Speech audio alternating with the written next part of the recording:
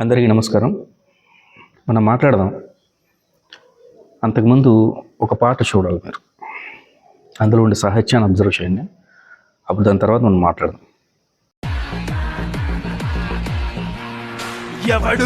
ఎవడురా అంత పోటుగాడు, రండిరా దింపుతాను రాడ్డు, టచ్ చేసి చూడు నీ పుచ్చ పేలదా, నా అడ్డాకి వస్తే నీ గుడ్డలుడవా, పగలతోటి పగల కొట్టే వేటలింక మొదలు, మడత పెట్టి మెడలు పట్టి టిచ్చుతోనే హడలు, నీ అక్క కోడితే మొక్కలు రక్తం వస్తుంది, గుంజి గుంజి గుంజి గుంజి గుంజి గుంజి గుద్ద పగలదే.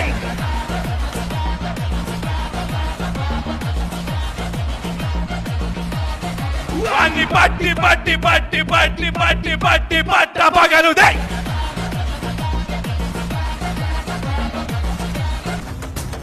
ఇది విషయం. సాహిత్యానికి పట్టిన కర్మ. అంటే నైతిక విలువలు ఎలాగో దిగజారిపోయి ఈ ప్రపంచం, చివరికి సంగీతానికి సాహిత్యానికి కూడా నైతికత పోయి అది ఎలా ఉపయోగించాలి ఏంటి, మన దగ్గర ఒక ఆయుధం ఉంటే దాన్ని ఏ విధంగా ఉపయోగించాలి, ఏ విధంగా రక్షించుకోవాలని లేదు, దాన్ని ఏ విధంగా ప్రజల మీద విడిచిపెట్టేయాలి ఆ అస్త్రాన్ని. ఈ పాట బరాబర్ ప్రేమిస్తా అని గుంజి గుంజి సాంగ్ అంట. ఆయన ప్రభాకర్ వాళ్ళ అబ్బాయి మీకు తెలుసు, చంద్రహాస్. మొదట 2-3 సినిమాలు కూడా చేయడం జరిగింది. చాలా అటెన్షన్ కోసం వెయిట్ చేస్తున్నాడు తను. Okay, what ever it is. నేను కేవలం సాహిత్యం గురించి మాట్లాడాలనుకుంటున్నాను ఈ వీడియోలో. ఏంటా సాహిత్యం? అసలు నోటితో ఇప్పుడు నేను చెప్పాలి అని అన్నా సిగ్గేస్తుంది. అందుకనే మీకు thumbnail అలా పెట్టాను. పైకి ఈ పాట విన్నాక మీకే అనిపిస్తుంది ఎందులో అబ్జెక్ట్ చేయాల్సిన పాయింట్లు ఉన్నాయో. మనం బాడీలో అన్ని పార్ట్స్ ఉన్నా కొన్ని పార్ట్స్ కూర్చొని మనం మాట్లాడితే వాటిని మనం బూతులుగా పరిగణిస్తాం. వాటిని కూడా మనం సాహిత్యంలో రాసి సినిమా పాటకు ఉపయోగించి ప్రపంచంలోకి విడిచిపెట్టేసి మనం చక్కగా చప్పట్లు కొట్టించుకోవచ్చు అని అనుకుంటున్నారు సాహిత్యవేత్తలు. నిజంగా చెప్తున్నాను, ఈ పాట ఎవరు రాశారో కూడా నేను చూడలేదండి. అది ఇప్పుడున్న చాలా పెద్ద సాహిత్యవేత్త, పెద్ద లిరిసిస్ట్ కావచ్చు ఇప్పుడు రాసిన ఆయన, లేదు అంటే కొత్తగా వస్తున్న ఆయన కావచ్చు, ఎవరైనా సరే ఆయన ఒక సాహిత్యానికి, ఇప్పుడున్న సినీ సాహిత్యానికి పెట్టిన ఒక చీడపురుగా నేను వర్ణిస్తాను. ఎందుకంటే ఏంది అదే సాహిత్యం. నేను పాత పాటలతో కంపేర్ చేయను, ఎందుకంటే మార్పు అనేది సహజం. సంగీతంలో ఎన్నో మార్పులు వచ్చాయి. 1960 నుంచి 70, 70 నుంచి 80, 80 నుంచి 90, 2000, 2010, 2020 ఇలా చూస్తూ ఉంటే ఎప్పుడూ మారుతూనే ఉంది సంగీతం. కొత్త ట్రెండ్స్ వస్తున్నాయి. దాన్ని ఆహ్వానించాలి, దాన్ని మనం ఎంజాయ్ చేయాలి ఖచ్చితంగా, అంతే తప్ప దాన్ని విమర్శించడానికి లేదు. ఒకవేళ మనకు అంత నచ్చకపోతే పాత పాటలు ఉన్నాయి, అవి వినొచ్చు. నేను అంటుంది అది కాదు. ఏ సంగీతం అయినా సరే వినసొంపుగా లేకపోతే దాన్ని సంగీతం అనం. అది పాతదైనా కొత్తదైనా ప్రజలు దాన్ని హర్షించరు, ఎంకరేజ్ చేయరు. సాహిత్యం అయినా అంతే. సంగీతం సాహిత్యం రెండు కూడా సమానమైన స్థానాలు ఈ లోకంలో. పైగా సినీ సంగీతానికి, సినీ సాహిత్యానికి అంత పెద్దపీట వేశారు చాలామంది కూడా అప్పట్లో.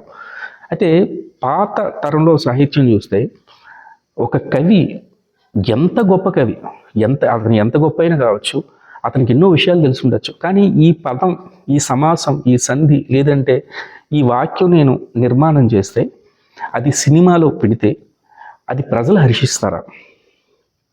పండిత సమాజం దాన్ని సంతోషపడతారా, దాన్ని హర్షిస్తారా అని ఒక భయం ఉండేది. ఇప్పుడు అదేం లేదు. చూసారుగా, ఆయన అక్కడ పాడుతుంటే మనం చప్పట్లు కొట్టాల్సి వస్తుంది. ఎదురుగా ఉన్న వాళ్ళు చక్కగా చప్పట్లు కొడుతున్నారు, ఎంకరేజ్ చేస్తున్నారు, నవ్వుతున్నారు. పాత సాహిత్యం చూస్తే అంత భయము భక్తితో రాసేవారు. ఇప్పుడు మనకు అలాంటిది ఏమీ లేదు. ఏదైనా రాసుకోవచ్చు, ఏమైనా చేసుకోవచ్చు. ఎందుకంటే సెన్సార్ బోర్డు కళ్ళు మూసుకుంది. సెన్సార్ బోర్డు సింపుల్గా చెప్పాలంటే పడుకుంది. సింపుల్గా చెప్పాలంటే సెన్సార్ బోర్డు అనేది లేదు అసలు. ఎందుకంటే నేను సాహిత్యం గురించి మాట్లాడుతున్నాను కనుక సాహిత్యం గురించి మాట్లాడుతున్నాను. మరో వీడియోలో ఇప్పుడున్న సినిమాలో ఉండే అశ్లీలత గురించి కూడా మనం మాట్లాడాలి. సెన్సార్ బోర్డు యొక్క పని ఏంటి? ఒక స్టూడెంట్ రెస్పాన్సిబిలిటీ తెలుసుకోవాలి, ఒక టీచర్ రెస్పాన్సిబిలిటీ తెలుసుకోవాలి, ఒక పోలీస్ తన రెస్పాన్సిబిలిటీ తెలుసుకోవాలి. అలాగే ప్రతి దానికి ఒక రెస్పాన్సిబిలిటీ ఉంటుంది. ఇప్పుడు పోలీస్ డిపార్ట్మెంట్ ఉంది, పోలీస్ డిపార్ట్మెంట్ కంటే ఒక రెస్పాన్సిబిలిటీ ఉంది కదా. అదేవిధంగా సెన్సార్ బోర్డు అనేది ఉంది. సెన్సార్ బోర్డు కంటే రెస్పాన్సిబిలిటీ లేదా? సినిమాలో చూడకూడదు. అసలు సెన్సార్ బోర్డు అంటే ఏంటి? ఆయన అసలు సెన్సార్ బోర్డు అంటే ఏంటో ప్రజలు మర్చిపోయారు. అసలు సెన్సార్ బోర్డే మర్చిపోయారు సెన్సార్ బోర్డు అంటే ఏంటో. సినిమాలో ఎంత అశ్లీలత ఉన్నా వాళ్ళకి అవసరం లేదు, అలౌడ్. ఓకే, అసలు మీరు ఉన్నది అదే కదా. మీరు వస్తుంటే దాన్ని ఆపడానికి డ్యామ్ ఉండేటట్టు మీరు కూడా ఎంతో అశ్లీలత వాళ్ళ సినిమాలు తీయచ్చు, ఏవో బూతులు రాయొచ్చు, సాహిత్యంలో రాయొచ్చు, డైలాగులు రాయొచ్చు. మీరు డ్యామ్గా ఉండి అది మీరు అబ్స్ట్రక్ట్ చేయాలి. ఎస్ ఇది పనికిరాదు తీసేయండి, ఎలిమినేట్ చేయండి. ఇప్పుడు ఒక సినిమా 4 గంటలు తీశారు, 4 గంటలు కూడా ప్రజల మీద విడిచిపెట్టేస్తారా? సెన్సార్ బోర్డు ఓకే అంటుందా? విడిచిపెట్టేయాలని దర్శక నిర్మాతలు ట్రై చేసినా వాళ్ళు ఒప్పుకోరే సెన్సార్ బోర్డు. అలాంటిది ఒక అశ్లీలత సినిమాలో ఉన్న ఒక పాట బూతు పాట అయితే, ఒక మాట బూతు మాట అయితే దాన్ని ఎలా మీరు ఎంకరేజ్ చేస్తున్నారు సెన్సార్ బోర్డు? మనందరం ఏం చేయాలంటే సెన్సార్ బోర్డుకి లేపి బెడ్ కాఫీ ఇచ్చి మీ పని మీరు చేయండి అని మనం చెప్పాల్సి ఉంటుంది అనమాట. అలా తయారైంది సెన్సార్ బోర్డు. కనుక సెన్సార్ బోర్డుకి మనం లెటర్స్ రాస్తాము, మనం ఏం చేస్తామో వర్ణిస్తాము అంటే సెన్సార్ బోర్డు దగ్గరికి వెళ్ళి మనం చెప్తాము సెన్సార్ బోర్డు కోసం. సో సెన్సార్ బోర్డు గురించి నిర్ణయాలు తీసుకోవాల్సిన మనం ఏంటంటే మనకి సినిమాలో అశ్లీలత కావాలి, బూత్ మాటలు కావాలి, బూత్ పాటలు కావాలి. అదే శ్రవణానందం నయనానందం అంతా కూడా. అంతే తప్ప ఏదో భక్తి పాటలు వింటాం, భక్తి సినిమాలు తీస్తాం అంటే పనికిరాదు. భక్తి తీయమన్నట్లు ఇప్పుడు భక్తి పాటలు అవసరం లేదు, భక్తి సినిమాలు తీయట్లేదు. మీరు ఆ అశ్లీలతని, ఆ బూతు మాటలని అది విడిచిపెడితే చాలు. ఇంకా చెప్పాలంటే మీ పని మీరు చేయండి సెన్సార్ బోర్డు, అంతకుమించి ఇంకేం లేదు. ఇటువంటి పాటని మీరు ఏ విధంగా ప్రజల్లోకి విడిచిపెడతారు? మనం ఏ స్థాయిలో ఉన్నామంటే ఒక బూతు మాట ఉంటుంది, ఆ బూతు మాట మనకు అనకూడదు. కానీ మన హీరో సినిమాలు అనొచ్చు, మొత్తం ప్రపంచానికి కూడా ఆ బూతు మాట తెలిసినా తెలియకపోయినా అందరికీ కూడా వినిపించవచ్చు. ఎందుకంటే మనకి శ్రవణానంద పైగా మన హీరో అన్నాడు కదా. బయటకు వచ్చి ఎవరికైనా అంటే కుక్కను కొట్టినోడు కొడతారు, హీరోయిన్ కావచ్చు, దర్శకుడు కావచ్చు, నిర్మాత కావచ్చు, మనకైనా. కనుక మనం చేయాల్సిందంటే ఎప్పుడైనా ఒక మాట కానీ ఒక పాట కానీ అందులో అశ్లీలత దొరికినా లేదు అంటే బూతులు కనబడినా మనం అబ్జెక్ట్ చేయాలి. ఒక సోషల్ మీడియా ద్వారా అబ్జెక్ట్ చేయాలి. మనం ఏ రీతిలో మనకి ఎంత చేతనైతే అంత చేయాలి. కానీ మనకు అలా కాదు. మనం దానికోసం చప్పట్లు కొడతాం, ఎంకరేజ్ చేస్తాం, పోస్టులు రీపోస్టులు చేస్తాం సోషల్ మీడియాలో. అదే ట్రెండ్ అంటున్నారు కూడా. ట్రెండ్ అంటే ఏం చెప్పండి? ఇప్పుడు ఎవరైనా దర్శకుడి దగ్గరికి వెళ్ళి, నిర్మాత దగ్గరికి వెళ్ళి, అయ్యా మాకు బూతులు వినిపించట్లేదు, బూతు పాటలు కావాలి, బూతు మాటలు కావాలి. ఎందుకంటే బూతులు లేని సమాజం నిర్మించబడుతోంది. ఎందుకంటే అందరూ మంచివాళ్ళు, మేధావులు తయారవుతున్నారు. విని చాలా రోజులైంది, మాకు ఒక బూతు పాట రాయండి, ఒక బూతు మాట రాయండి అని ఎవరైనా దర్శక నిర్మాతలు డోర్ల దగ్గరికి వెళ్ళి డోర్లు కొట్టి మాకు రాయండి అని అడుగుతున్నారు. లేకపోతే ఎవరైనా ఒక సంగీత దర్శకుడికి వెళ్ళి అయ్యా మాకు ఇటువంటి సంగీతం కావాలని అడుగుతున్నారా? ఇప్పుడు దర్శకుడు ఉన్నాడు, అశ్లీలమైన ఒక సినిమా తీశాడు, లేకపోతే మరొకటి తీశాడు, అబ్జెక్ట్ చేయాల్సిన సినిమా, కానీ ప్రజల్లోకి వచ్చింది ఆడుతుంది. ఏమనంటే వాడు తెప్పించుకోవడం ఏమంటే ఇట్స్ ఎ ట్రెండ్. ప్రజలు కోరుకుంటున్నారు. ప్రజలు కోరుకోవాలని ఎక్కడ చెప్పట్లేదు. ఫేస్బుక్లో చెప్పట్లేదు, ట్విట్టర్లో చెప్పట్లేదు, ఇన్స్టాగ్రామ్లో చెప్పట్లేదు, ఎక్కడ చెప్పట్లేదు. ప్రజలు కోరుకుంటున్నారు. పోనీ వాడి దగ్గరికి వచ్చి వాడికి ఇవ్వడానికి చెప్పారా? లేదు. డబ్బులు, ఇది చేస్తే డబ్బులు వస్తాయి. డబ్బులు కావాలంటే మీరు అదేది సినిమాలు అన్నట్టు సారా కొట్టు పెట్టుకోండి. ఈ రోజుల్లో అది చాలా ఫేమస్. సారా కొట్టు పెట్టుకుంటే మీకు ఇంకా చాలా బాగా డబ్బులు వస్తాయి. లేదంటే ఇంకా మంచి పని చేయండి, గుడి దగ్గరికి వెళ్ళి భిక్షం ఎత్తుకోండి. అది తప్ప డబ్బుల కోసమని సాహిత్యాన్ని, సంగీతాన్ని, సినిమా అంటే ఏంటి? అదొక కళాఖండం. 24 ఫ్రేమ్స్ని చక్కగా అన్ని కళల్ని వినియోగించుకోవచ్చు అందులో. కానీ ప్రతి కళని పక్కదారి పెట్టించడం అన్ని సినిమాలు గురించి అనట్లే. అందరు దర్శకులు కాదు, అందరు నిర్మాతలు కాదు, అందరూ ఇలా లేరు.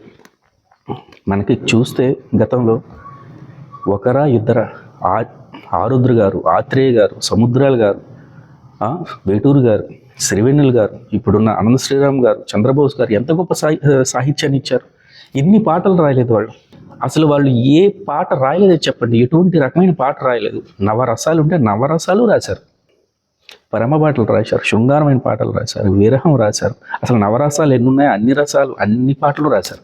కానీ వాళ్ళు ఎంత స్వేచ్ఛను తీసుకోవాలో అంత స్వేచ్ఛను మాత్రమే తీసుకున్నారు, అంతకుమించి తీసుకోలేదు. అంతకు మించి తీసుకుంటే బాగుదని వాళ్ళకి తెలుసు. ఎందుకంటే సాహిత్యం అనేది ఒక అందమైన అమ్మాయి లాంటిది. ఎక్కడ ఏది చూపించాలో అది చూపిస్తేనే అందం. మొత్తం కప్పేస్తాము, అందం కనబడదు. నేను మొత్తం ఇప్పేస్తాను, నడి రోడ్డు మీద నిలబెడతాను అనేది కూడా కరెక్ట్ కాదు. ఇప్పుడు అలా జరుగుతుంది. మొత్తం బూతులు రాసేయండి, పర్సనల్ పార్ట్స్ పెట్టియండి, అన్నీ పెట్టియండి సాహిత్యం. మనం అందరం చప్పట్లు కొడతాం. ఇదే ట్రెండ్. మహా ఇది ఏమొస్తుంది? పేరు వస్తుందా? వస్తుంది, చెడ్డ పేరు వస్తుంది. ఇలాంటిదే వస్తుంది. ఎవడో పనికి మాలిన వాడు ఒక మూర్ఖుడు ఉంటాడో చప్పట్లు కొడతాడేమో, మిగతా వాళ్ళందరూ కూడా ఇలాగే విమర్శిస్తారు. ఇదే సిచ్యువేషన్కి ఒక సంస్కారవంతమైన కవి ఎవరైనా ఉంటే ఏ విధంగా రాస్తాడో ఒకసారి మీరు ఆయనకి చెప్పి చూడండి. లేదంటే ఇప్పుడున్న ప్రసిద్ధ కవులు ఎవరికైనా, ప్రసిద్ధ రచయితలు, లిరిసిస్టులు ఎవరికైనా ఈ పాట వినిపించండి, ఇది అయ్యా తప్ప, ఇలా రాయడం కరెక్టేనా అని అడగండి. వాళ్ళు ఏం చెప్తారు? బాధ్యత ఉండాలి, ఏం లేదు. ఈ సిచ్యువేషన్లో ఒక విషయం చెప్పాలి. అప్పట్లో ఆత్రేయ గారు మీకు తెలుసు. ఆత్రేయ గారి దగ్గరికి వెళ్ళి ఒక దర్శకుడు, అయ్యా నాకు ఒక పాట కావాలంటే ఆయన ఒక పాట రాసి ఇచ్చారు. ఆ పాట చూసిన తర్వాత ఆ దర్శకుడు, అయ్యా ఈ పాట నాకు అర్థం కావట్లేదు, ఇందులో ఉండే ఈ పదం నాకు అర్థం కావట్లేదు, నాకే అర్థం కాకపోతే ప్రజలకి ఇంకేం అర్థం అవుతుంది అని అంటే ఆత్రేయ గారు అనేవారంటే నీకే అర్థం కాదు అన్నారనమాట. అంటే దర్శకుడు అర్థం చేసుకోలేని తనం. ఓకే, ఇప్పుడు ఈ రోజుల్లో ఒక సమాసం, ఒక సంధి, ఒక మంచి భావుకతతో ఉండే ఒక విషయాన్ని సాహిత్యం ద్వారా చెప్పాలంటే ఎలా చెప్పగలరు? ట్రెండ్ అనేది మాత్రం అసలు పట్టించుకోవాల్సిన అవసరం లేదు. ఎందుకంటే చెప్పలేరు అంటే కారణం ఏంటి అంటే ఇప్పుడు ఆ దర్శక నిర్మాతలు కూడా అలా తయారయ్యారు. ఒక మంచి సాహిత్యం, సంగీతం ఇప్పుడు రావట్లేదా అంటే రావట్లేదని లేదు, వస్తుంది. కానీ చాలా తక్కువ పాటల్లోనే వస్తుంది. ఎందుకంటే కొద్దిమందికి మాత్రమే ఆ సంస్కారం, ఆ యొక్క సంగీతం, ఆ సాహిత్యం యొక్క అభిలాష ఉంది. ఎటువంటి సంగీతాన్ని, సాహిత్యాన్ని ప్రజలకు ఇవ్వాలని తెలుసు. ఇప్పుడు 35 సినిమాలో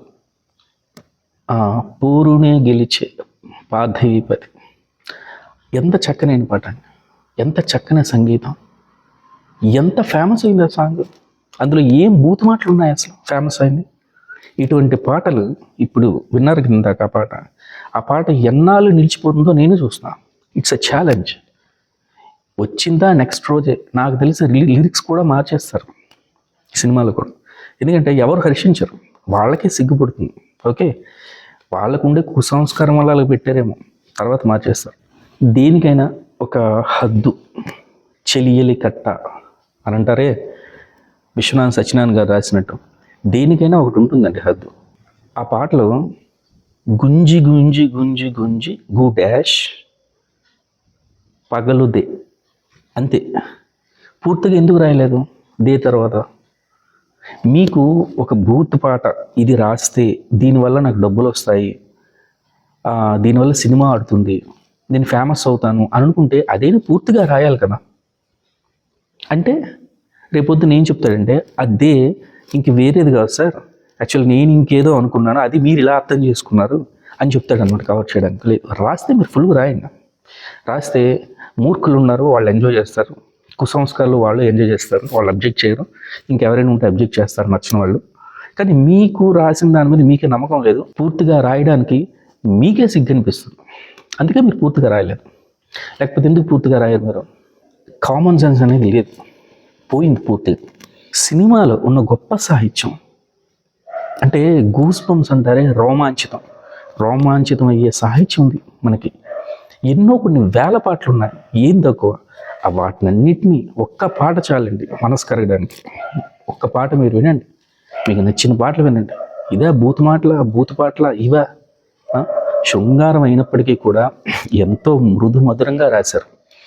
ఎంతోమంది ఇప్పటి కవులు కూడా మృదు మధురంగా రాసి చాలా బాగా చెప్పావే, ఎంత చక్కగా వర్ణించారు అన్నట్టు మన మనసు కనిపిస్తుంది. కానీ ఇటువంటి బూతు పాటలు పాడి డబ్బులు సంపాదించుకోవాలనుకుంటే అసలు ఎప్పటికీ ఇటువంటి కళ అభివృద్ధి చెందదు. వృధా. Good bye.